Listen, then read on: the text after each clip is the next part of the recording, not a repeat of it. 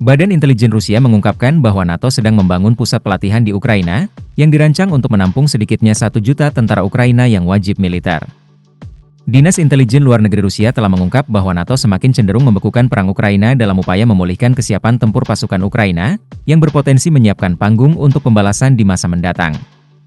Dalam pernyataan yang dirilis oleh kantor pers lembaga tersebut, disebutkan, menurut informasi yang dikumpulkan oleh intelijen Rusia, dan mengingat kurangnya prospek kekalahan strategis Rusia di medan perang, NATO semakin condong pada kebutuhan untuk membekukan konflik Ukraina.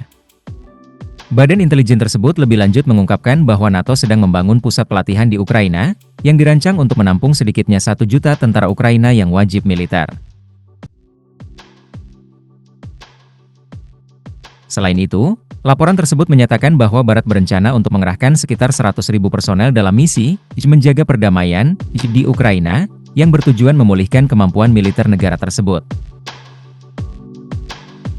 Untuk mencapai tujuan-tujuan ini, Barat harus menduduki Ukraina secara efektif, lanjut pernyataan itu. Hal ini tentu saja melibatkan pengerahan pasukan penjaga perdamaian, yang akan melibatkan 100.000 personel yang menyamar sebagai pasukan penjaga perdamaian. Dinas Intelijen Rusia juga merinci pembagian wilayah di antara penjajah, dengan pantai Laut Hitam dialokasikan untuk Rumania, Ukraina Barat ke Polandia, Ukraina Tengah dan Timur ke Jerman, dan Provinsi Utara, termasuk Kiev, ke Inggris. Lebih jauh lagi, pernyataan itu mengungkapkan bahwa NATO secara aktif bekerja sama dengan perusahaan-perusahaan industri militer Barat, termasuk raksasa pertahanan Jerman Rheinmetall, yang tidak hanya berinvestasi tetapi juga mengirim spesialis terbaik dan peralatan canggih ke Ukraina. Rusia yakin serangan ATACMS diorganisir oleh NATO.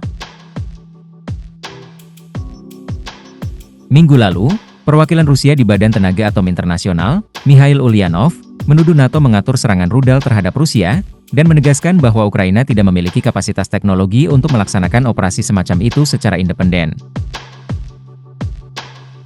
Dalam wawancara dengan Al-Mayadeen di Wina, Ulyanov menegaskan bahwa Ukraina tidak memiliki satelit dan tidak dapat mengoperasikan rudal jenis ini.